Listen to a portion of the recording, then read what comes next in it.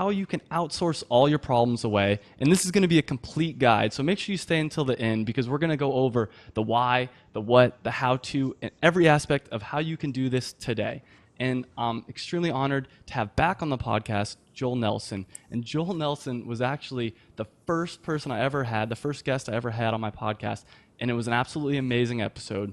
So Joel, thank you for coming back on. And why don't you tell the audience a little bit about yourself before we get started? Well, Travis, first of all, thank you for having me back on. I was just sharing with you before we went live, and I'll share with the audience now of how really impressed and inspired I've been with how quickly you've gotten on top of all this stuff. Because it wasn't even 2 months ago when you were talking about thinking about doing a podcast, and now you are doing it. And it's a brilliant podcast. It's really well produced, and you sound like you've been doing it for for years. And the other thing that's really impressed me about you and inspired me is you are the living example. You're not just talking the talk. You are walking the walk of passive income, totally mobile, living where you want, in this case, Buenos Aires. And I'm just moving into that space and having to break a lot of habits. And you've truly been an inspiration through your podcast, learning the tips, and of course, talking to you off the air and seeing that it truly can be done. So I love coming on this podcast, and I'm happy to be here. Well, thank you. I really appreciate that. That's really nice to hear. So, all right, let's go ahead and get into it. And Let's do just it. really quick side note, everybody listen to that first episode with Joel. It's an amazing episode. But so let's go into the why. Why should people get a virtual assistant? And the first thing for me that comes to mind is it makes you think bigger picture. When you have somebody else taking care of all the little nitty-gritty things, all the repetitive tasks, it allows you to work on your business rather than working in your business. Do you find that to be true, or? It is a cliche to say work on your business and not in your business. And like all cliches, they're probably true. Yeah. And it is so true. It's so easy for us even to know not to do that, to get stuck into it. We see a task, we have an email come in, and before we know it, we're being reactive instead of proactive. And what brought me to virtual assistants is I needed to do something radical, and I was just being reactive. And in my case, I'd actually made myself sick because I was handling, micromanaging all these repetitive tasks. And it's a big paradigm shift to be able to outsource that stuff. But quite frankly, it has to be done because nobody, quote, successful who has built anything of scale did it by themselves. Everybody had help. So I like that you start with the first question of why. Why even bother? Because if you're serious about doing something that's important to you, you're serious about putting a product out there, you're just serious about getting your voice or message out in the world, you're going to have to ask for help. Absolutely. I completely agree. And was there a trigger that inspired you to get your first virtual assistant? For me, it was simply, I really did literally make myself sick. And I knew something needed to change. And I also knew that the idea of just giving up isn't the right word, but just releasing these tasks over to somebody was scary. And I knew that if it scared me, it was probably a good thing to try. And I'd also seen other people and the success they had with delegating and outsourcing. And a lot of the people that I admired would rank the success of their day not in what they accomplished, but in what they were able to outsource and delegate to others. And I just knew something had to change. So I took the plunge, and I say it often, but it's the greatest return on investment that I've ever experienced because for my case, it was like $300 or $400 in 1 month, added 3 to 4 hours per day in free time for me. And it finally allowed me to think exactly what you're saying. It allows you to simply think bigger. Yeah, and the next point I have is that it actually incentivizes you to work more in the sense of when I first got my first virtual assistant, I was doing a lot of repetitive, boring type tasks. And then when I finally outsourced that, it's like, oh, wait a minute. I need to make sure she has work to do. And the only way she'll have more work to do is if I continue to do more and bigger things. And I don't know if you've found that to be true as well. Or? I forget the quote and I forget who said it, and I'm paraphrasing, but It was that if you want to get things done, you have to have accountability, and that the best way to have accountability is to have people around you, but even more than that is to be paying those people around you. Because when you start sending those PayPal payments to your virtual assistant, it forces you to think, okay, I'm paying someone. I have to find work for them. And more importantly, I have to find appropriate work for them so that it frees me up to focus on the things that are important. In this case, finding clients. Focus on making money, not the busy tasks. So when you have someone who is expecting a payment from you and expecting tasks from you, it forces you to sit down and think systematically, what needs to get done and what's the most appropriate task. So again, it's just another way of forcing yourself to evolve as a business owner.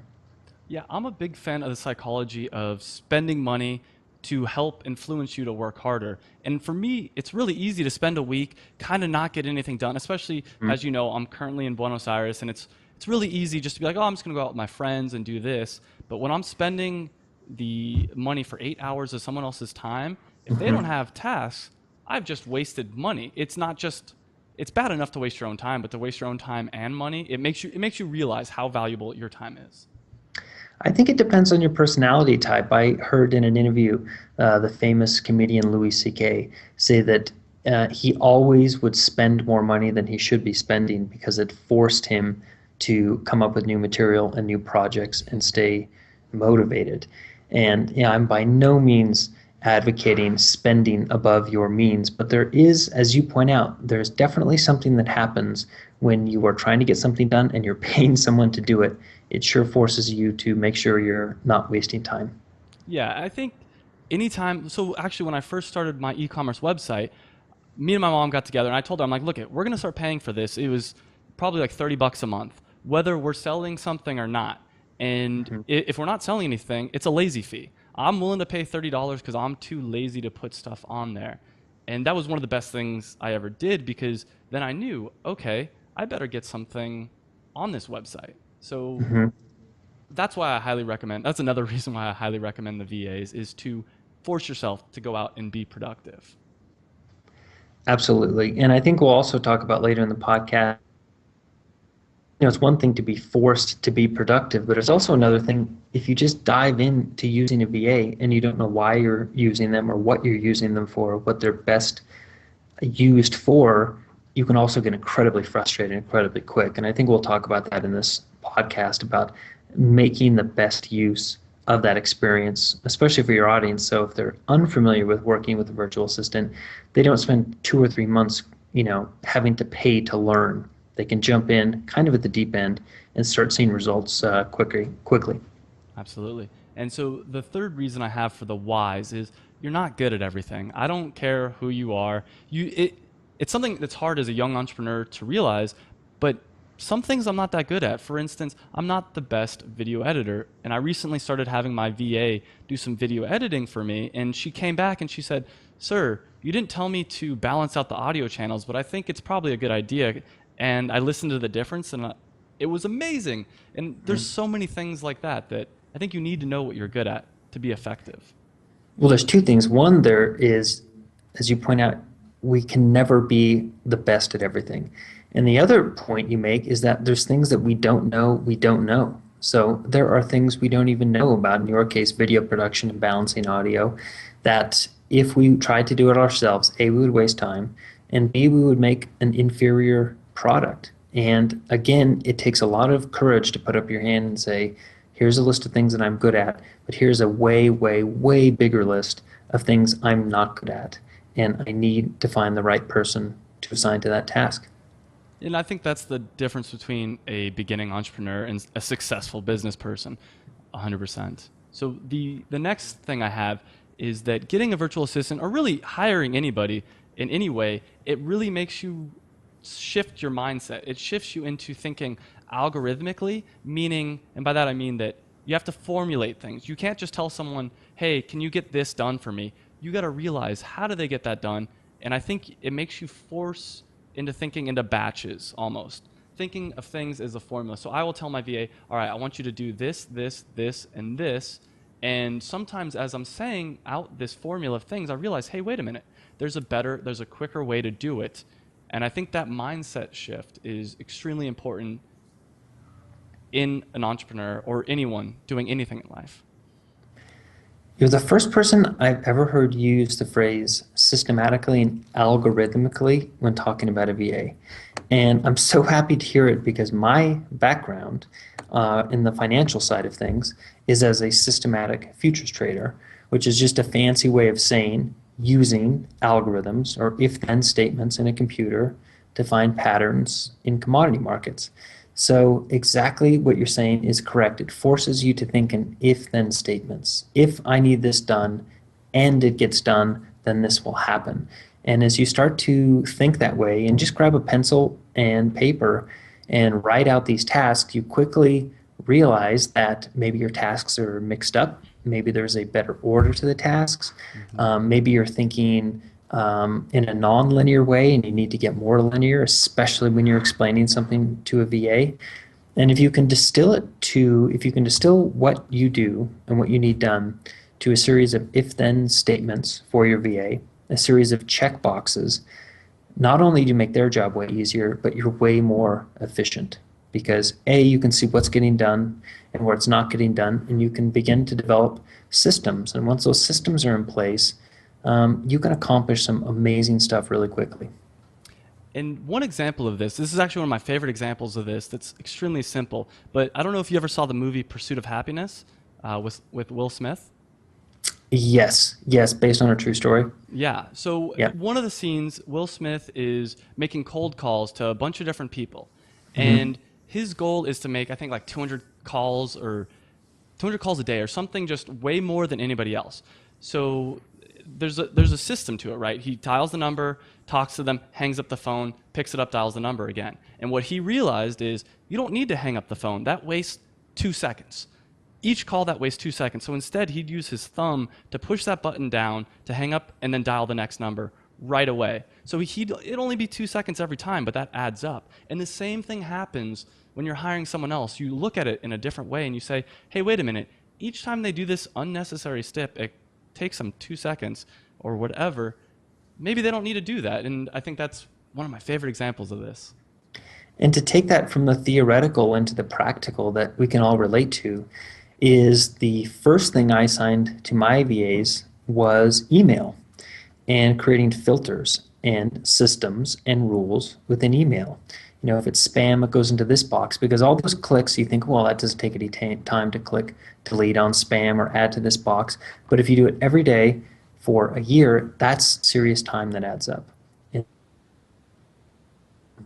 either it's digital, in the case of an email, for example, where you actually digitally systematize this, or in the case of having a person, either way, anytime you can create systems, it's better. And on a very quick side note before we move on, Travis, it's those type of checkbox system jobs in America that are the first ones to go because all employers, including all the clients we work with, not all of them, that's an exaggeration, the vast majority of them are simply looking for ways to take repetitive, quote, non-skilled checkbox employment and find somewhere else cheaper in the world to do it. And if your job, the listener listening, happens to have one of these jobs, it's a great opportunity now to start looking for other ways to find income because those type of jobs are vulnerable. People, with the way, we're communicating for free here on Skype. Everything we're doing here is for free, and companies will outsource to somebody who can check a box cheaper than you. Absolutely. There's a book that I read recently called A Whole New Brain, and what it talks about how humans were really valuable for manual labor for thousands of years. Then machines came around, and they're not really, that's the lowest form of labor now. Like you get paid very little. Now computers have come around, and people that are able to outsource those tasks. So thinking, in a lot of ways, what you need to be good at has changed. And the book Yeah. basically talks about how you need to use your entire brain. It's not just a left side brain thing anymore like it was for so long. And I think you had a really good segue into the what. Before we move on, any more whys someone should get a VA that you can think of? I mean, there's a lot more, but I mean, there's a lot of whys, but ultimately, if we can just put a line under it, if you are serious about scaling your business and you're serious about being a business owner, not someone who is kind of an employee for your business, you have to start delegating. And you have to find people who can do what you can do better than you.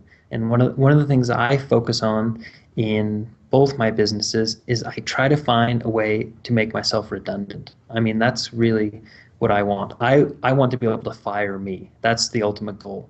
Is every time something comes up that I'm involved in, I'm always thinking, who else can do this? And that's the sort of game I play daily, is to not get in my own way and try to find ways to fire myself, essentially.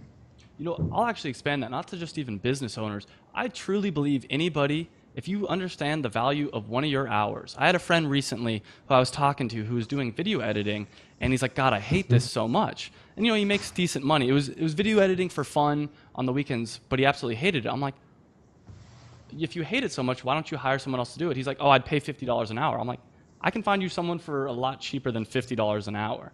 Truthfully, Exactly. I even tell my friends that have real corporate jobs, assuming it won't breach your contract and they won't find out, if you can outsource some of the photo editing or basic stuff you're doing, you should do it. If you value your time, you should absolutely do this.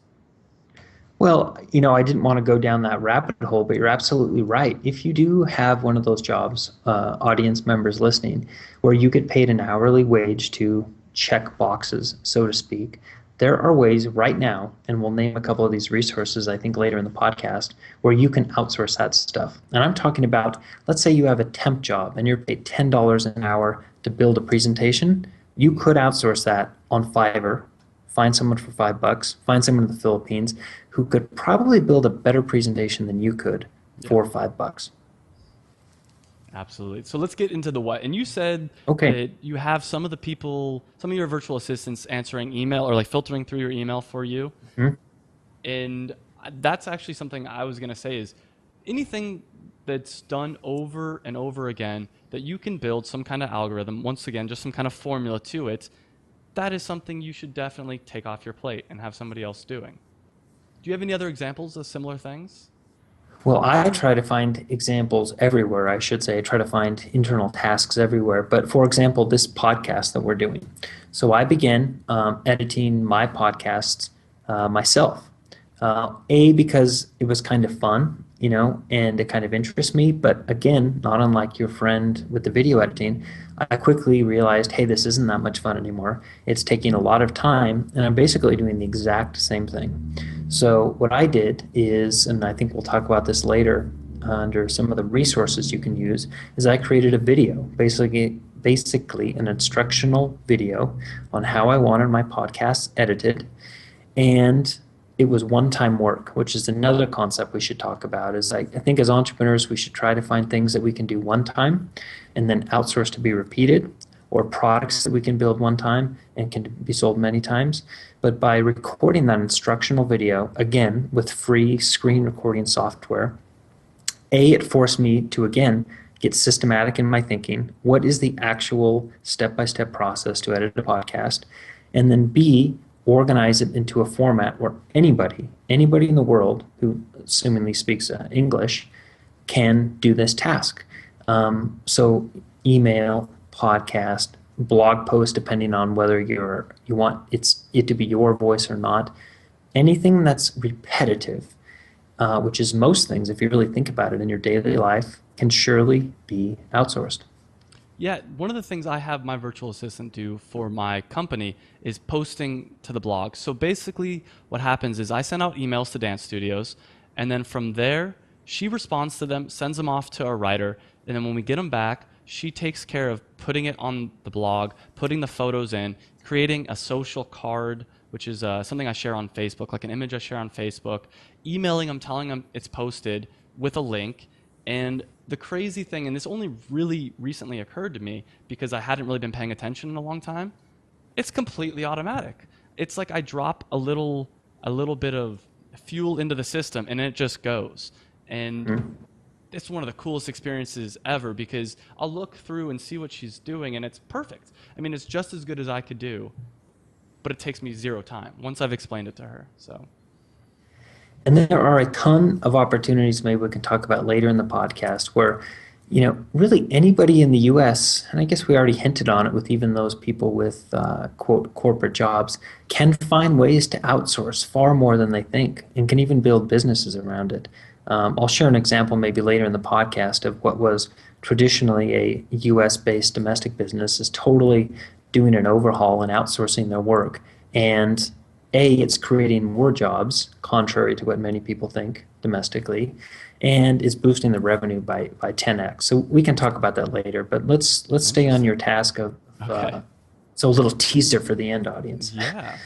The next thing I have is research tasks and email gathering. Mhm. So one of the things I haven't done yet, but for this podcast, I actually have a list of 150 guests that I want to have.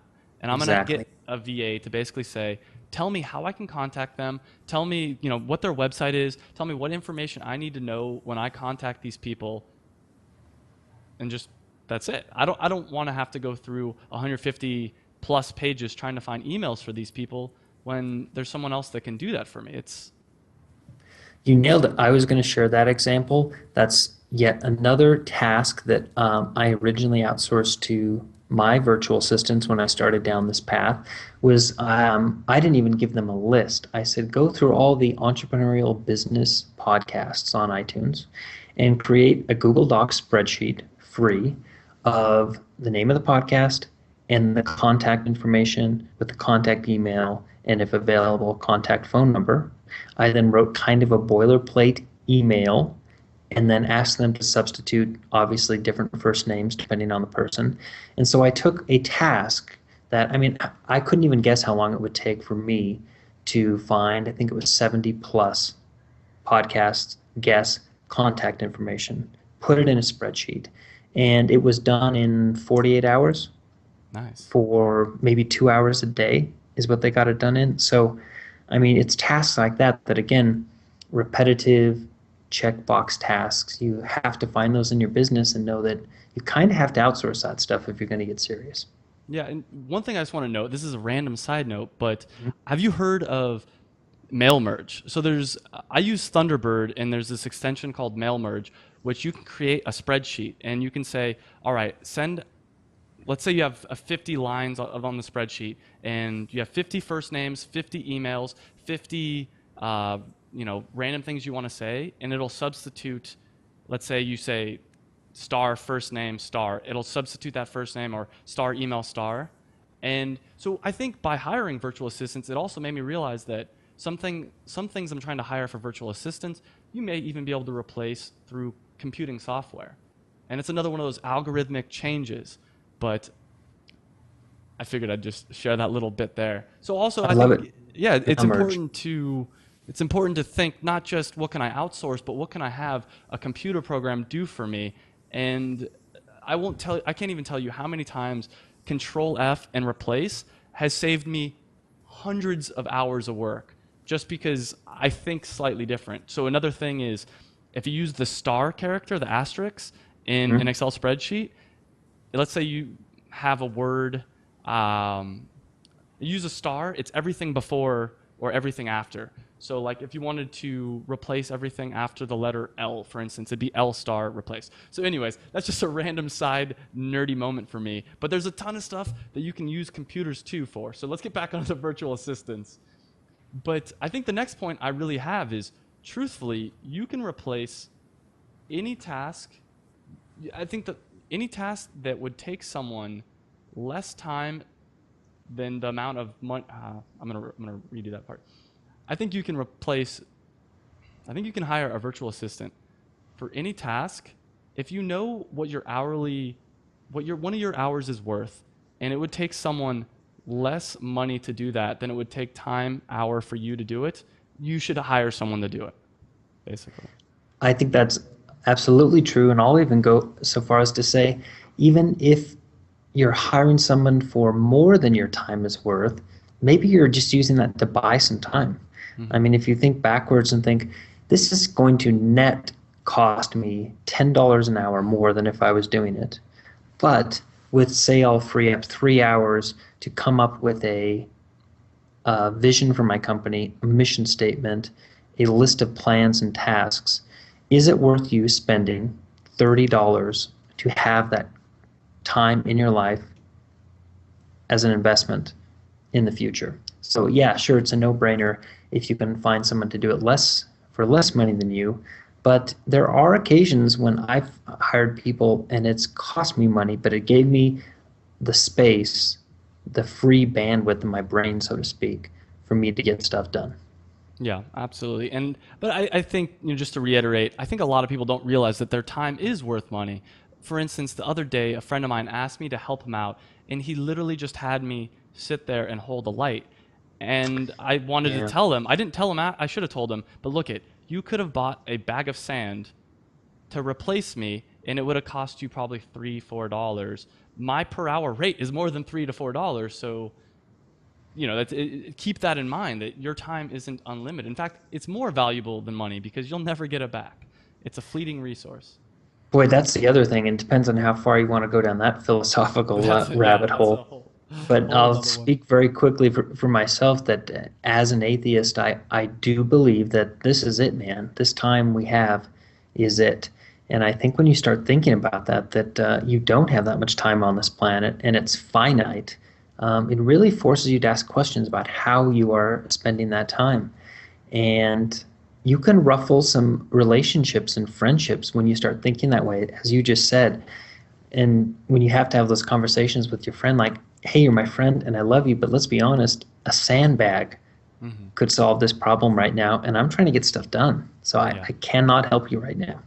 Yeah. So before we move on, any more tasks that you'd recommend people use for virtual assistants? We Again, covered I mean, everything.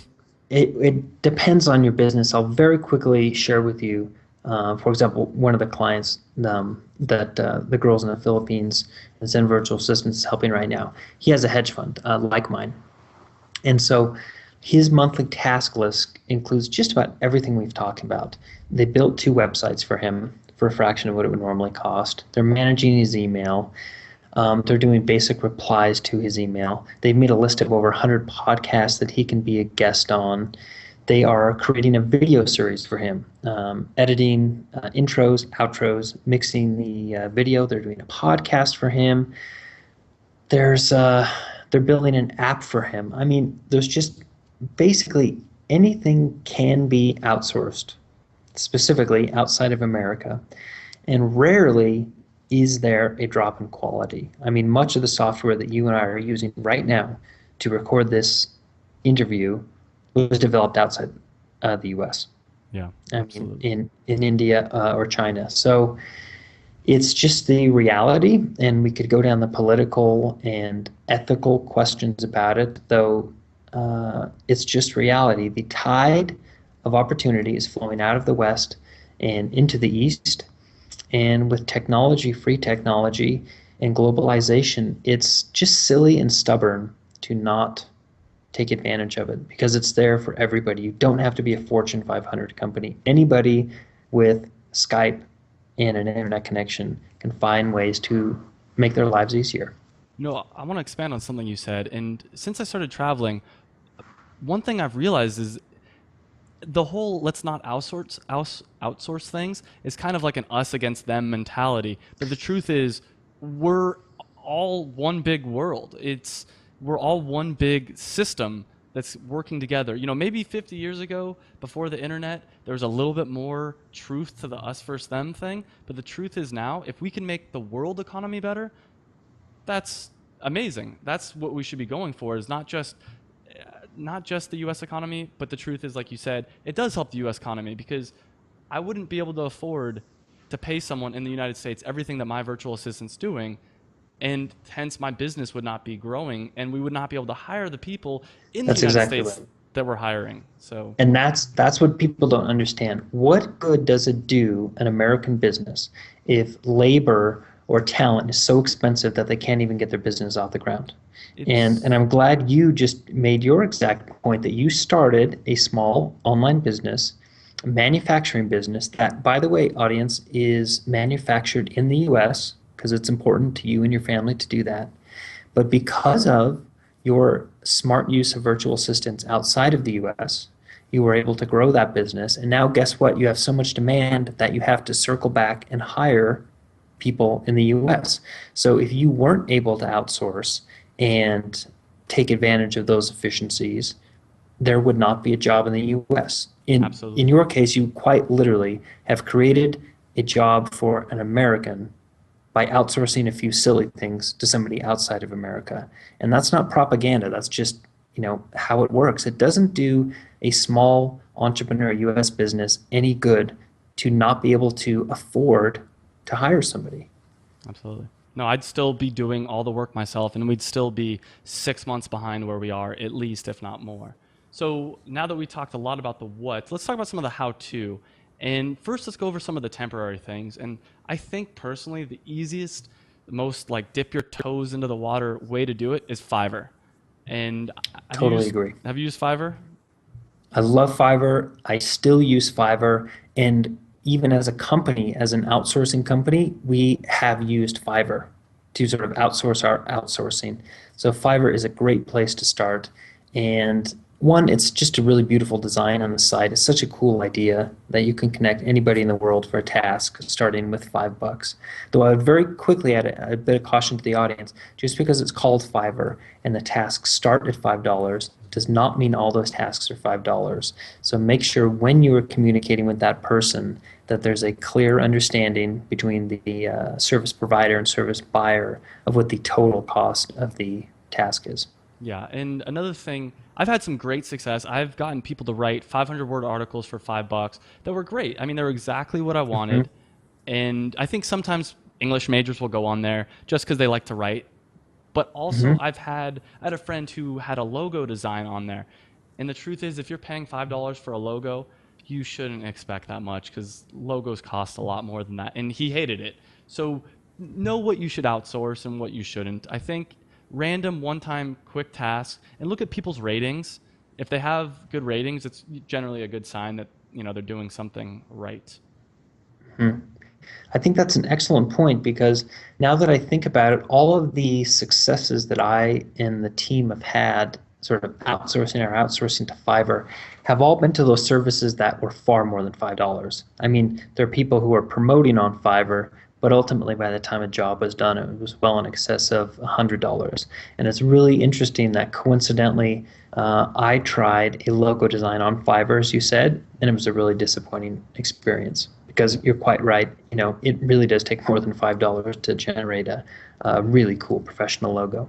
So again, like I think will be a theme throughout this section of the how-to, there's a time and a place for each of these tools. And hopefully what we can do in this podcast to the audience is help them understand what is the right time and place and service to use. Because they're Absolutely. not all created equal. They're just tools, and we just don't want to see you try to use a hammer to screw in a screw. Yes. So the next one I have is actually Odesk, and I've had some good luck with Odesk as well. I actually have a friend who used it to find writers as well, and what he would do is advertise like 10 articles for $50 as a bundle. And his thing was he'd only hire Americans, so this was or people that are native English speakers. And the truth is, I think if you're going to find a writer, you want someone to be a native English speaker. And that's just another example of kind of common sense is if it's important that you have an English article written in English that will be read by sort of discerning English speakers, it really doesn't make sense and you're only tempting disappointment if you outsource those tasks to a non-native English speaker. And I do not have experience with Odesk, so I'm going to defer to you on this. But what I do like about Odesk is it offers all kinds of filters. And one of those filters, in addition to things like star rating or how many projects somebody has accomplished, is their country of residence. So again, it allows you to sort of narrow down and filter in on something. So for example, just to use common sense examples, if you want something written in English, well, make sure it's an English speaking country. Maybe you only look in Australia or UK, New Zealand, something like that, or obviously America. But if it's something that is sort of a universal language, like coding a computer, for example, it really doesn't matter where that person's located. Absolutely. And I will say too, my experience with Odesk, I've hired people as kind of semi long term virtual assistants, but you are paying a premium for that easiness. And I think that they're not as attached to you. They're not your virtual assistant. They have other jobs going on, and as soon as you're gone, they know they're going to find someone else. So I do think there's something to be said about having your own team or virtual assistant. So I completely agree with that, but we also have to remember that as people try this for the first time, they're still exploring not only what is the best type of virtual assistant to use, but what kind of personality sure. of that virtual assistant to use best. So yes, there's obviously a premium with Odesk. There's always going to be a premium with a aggregator of resources like that. But if used appropriately, and we highlighted a couple ways to use Odesk appropriately, I think it's a great service.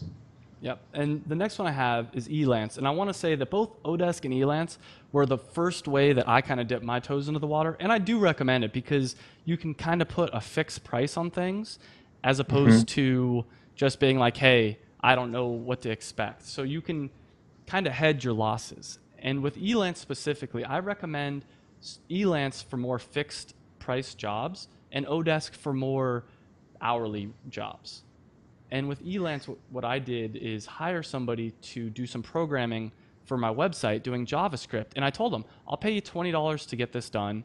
And he came back to me and he actually said, it's not within scope. We can't get all that done. And I told you, no, you agreed $20 to get this done. And he's like, oh yeah, sorry, you're right. Got it done. You bring up a topic that has really resonated and guided me certainly throughout my financial life, obviously, but I think as I quickly explain it, you'll see that it applies to everything. And that is thinking in terms not of risk and lack of risk, but thinking in terms of positively asymmetric payoffs and negatively asymmetric payoffs. So a positively asymmetric payoff is what we should all aspire to find, and it's exactly what you're talking about, where your downside, either in time or money or potential loss, is fixed, and the upside is totally unknown. And for me, when I first tried virtual assistants, as uncomfortable as it was, I thought of it as an investment. Specifically, I'm going to spend $300 this month, and that's my fixed loss. And worst case scenario, nothing in my life changes, and it's going to cost me $300 to find that out. Best case, it's going to cost me $300, and I have no idea what sort of opportunities this will open up. So I think anytime, as you point out, if you can go on Elance and you can put a fixed price on getting a task done, not only is that a great way to use virtual assistants, I think it's a great way to run your life any chance you get. Absolutely agree. And Elance, I think, was my actual first step into this world, and it's liberating. The first time you do it, there's something really fun and thrilling about hiring somebody, because I assume most people listening to this podcast have never had someone else work for them. You've probably worked for other people your entire life, but never paid anybody money to do a real task for you. So something you should try out. You should, and I think anybody who's been an employee thinks they can be a boss and be a better boss. And now is your chance to quite literally put your money where your mouth is. And I think you will discover, as I certainly discovered, that it's harder than it looks. It really can be harder than it looks. Absolutely. If you figure out a task, figure out the best person to do it, write the check for them to do it, and then make sure they do it. Being the boss is not everything it's cracked up to be. But again, this is a great way for you to batch projects and take baby steps towards ultimately employing many people. 100% agreed. So the next thing, getting into the more real virtual assistants, I actually found my virtual assistants through onlinejobs.ph, and I know they're probably a competitor of yours, so hopefully I'm not sipping. Oh no, okay. No, and I don't think I don't think of any of them as a competitor, and I can explain why later. But finish your thought on online jobs, because that's where my whole virtual assistant journey began too. Onlinejobs.ph, Philippines. Yep, and I've had an amazing experience with it. There's something for me personally very cool about doing it. It's you're really hiring your first person. Like, I had a bunch of different people submit applications to me, and I went through all of them, and I think out of the first 5 that I looked at, 4 of the people wouldn't talk to me on Skype. And that was kind of a huge red flag to me. I finally ended up Exactly. hiring my virtual assistant because she would. She's like, yeah, let's talk on Skype, totally normal. And in that moment, I hired her. But I will tell you, it's extremely cost effective. It's not expensive at all. And I think what the reason is, a lot of these people are living at home with their parents, or Hmm. they just want the freedom to be able to work remotely and not have to deal with it. But tell me about your experience then with onlinejobs.ph. It it was simultaneously one of the most frustrating things I've been a part of, but also ultimately the most rewarding. And it was that experience going on onlinejobs.ph and interviewing over a dozen different Filipino virtual assistants that ultimately led to the birth of Zen Virtual Assistants, the outsourcing company I now have. And you have to be able, and I'm really going to put my foot down on this, as you say, if somebody does not agree to meet on Skype, there's no good reason for that to be.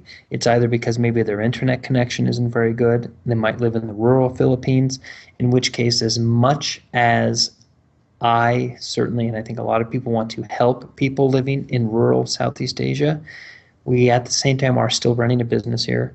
We can't have things where people fall off the face of the earth for a week at a time. We have to have a reliable internet connection.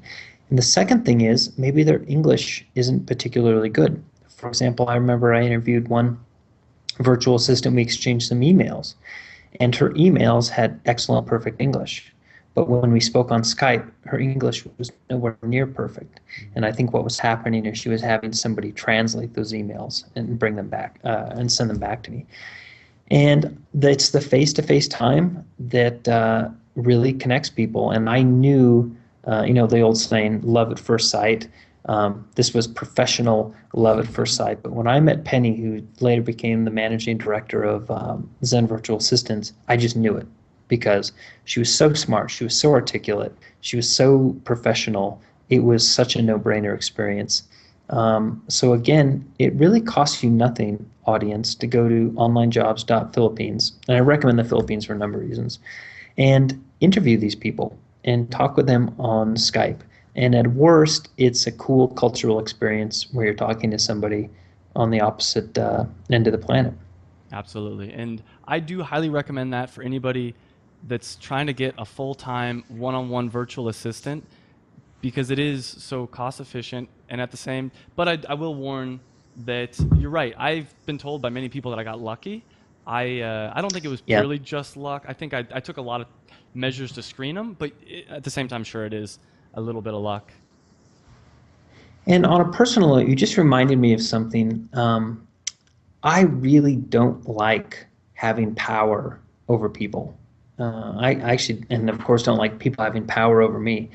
And the early assistants I hired, who ultimately I had to, well, not really firing them, but not renew their contract, so to speak. That was a mistake that I made. It was a mistake I made through ignorance. It was a mistake I made through not knowing exactly what I needed and who the best person was. And to have to let someone go, especially as you point out, Travis, some of these women might be supporting not only a child, but their mother and father. And to have to engage in a business relationship only to dissolve it 60 days later, just on an ethical note, it would just save everybody so much heartache to make the right decision to begin with. So I encourage the audience, if they do use onlinejobs.philippines, which is of course awesome, interview as many people as you can from the beginning and make sure you make a good decision from the beginning because there's nothing worse than having to dissolve that relationship later on because of a mistake that you made through ignorance. Yeah, I think it's important to keep this in mind. It's the same thing as hiring someone off Craigslist. You can't expect this is completely unfiltered at onlinejobs.ph. It's completely unvetted. And I think that's a good segue into Zen Virtual Assistants. So tell us a little bit about why Zen Virtual Assistants is different. Well, Zen Virtual Assistants for the audience listening is a Philippines-based outsourcing company that I am now co-founder of. And I don't want to turn this whole thing into a big ZVA, Zen Virtual Assistant commercial. You can just go to zenvirtualassistants.com and check it out. But The reason I created it was to address sort of a niche that I saw that I needed, and I later found out other people needed, that wasn't quite met with the existing virtual assistant providers. And specifically, that is this. As Travis and I talked about, if you have a small one-time task, Fiverr is awesome. If you have a big task, a big project, Elance is excellent. But here's a question for the audience. What if you don't know what you need? And what if you need a staff of people? Because what ultimately led to me creating Zen Virtual Assistants is I had all kinds of things I needed to get done. I hired, as it turned out, Penny, now managing director, Zen Virtual Assistants, and I had all kinds of time freed up. And with that time, I saw different ways I could do different projects. So what did I do? I went back to the Philippines, virtually speaking, and I hired different people who are great at specific tasks. And now great things were getting accomplished, but here's what happened. I turned into a manager of like 5 to 7 people a month.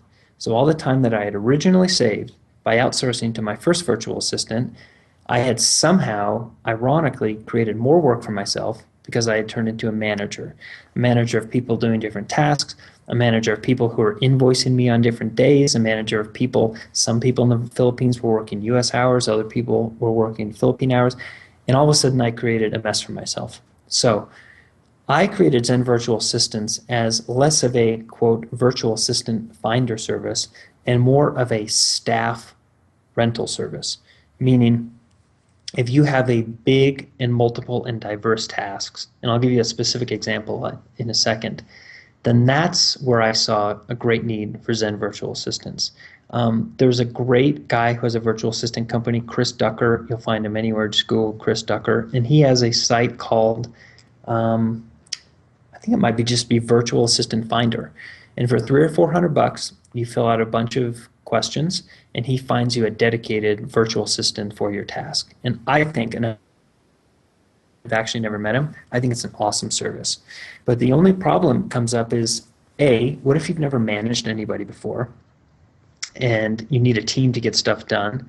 And what if you have multiple diverse projects going on? So I'll quickly share a couple existing clients of ZVAs and virtual assistants and why this might work for you. And if it doesn't, then that's awesome too. Check out Fiverr, Odesk, Elance, Online Jobs Philippines.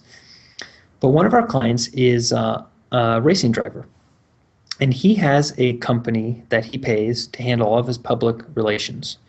And they do things like they update his website, they build social media, they send press releases.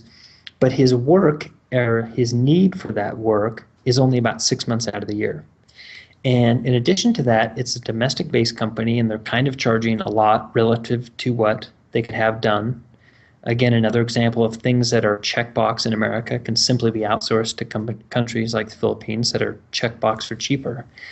And so for basically the same cost that it's taking the American guy, Zen Virtual Assistants has a staff on hand available to this IndyCar driver for only 6 months out of the year. Again, he's essentially renting a dedicated staff when he needs it for what he needs it. And they've built an app for him. They're putting together a YouTube channel. They're handling all the social media. And he has a diverse list of tasks that he needs done only part of the year. So if you are an audience member listening and you need a, quote, staff for a specific task for only part of the year, then what Zen Virtual Assistants does is it allows you access to that staff for, again, a fixed price, no contract, month to month. So if you need the team for 1 month, awesome. If you need the team for 12 months, awesome. It doesn't matter. It's just kind of like a phone plan. I need X many minutes this month, and I'm willing to pay this much. And we have plans ranging from $199 a month up to $1,500 a month, and that gives you access to a team of 30 plus team members, all of them with specific skills. I mean, ranging from content writing to high-end computer coding and graphic design and app development and everything in between. So that's what Zen Virtual Assistants does, and that's kind of where I think we found a niche, not as a virtual assistant finder, but more as a sort of dedicated staff rental company when needed and if needed by people around the world. Hey guys, I hope you enjoyed that video, and if you did, make sure you hit the big red subscribe button down below. You can also check me out on Facebook and on Twitter, and I release a new video every Monday, and by hitting that subscribe button, you'll get those new videos every Monday. And this is really a podcast. It's also a website. You can check out the website. It's howtodoyour20s.com. I'll put a link right over here as well. And what it's all about is trying to improve your life. And we specifically focus on things that people in their 20s are interested in. So make sure you like the video if you liked it, subscribe, like us on Facebook and Twitter, whatever. But I hope you enjoyed the video, and I hope to see you again on another video.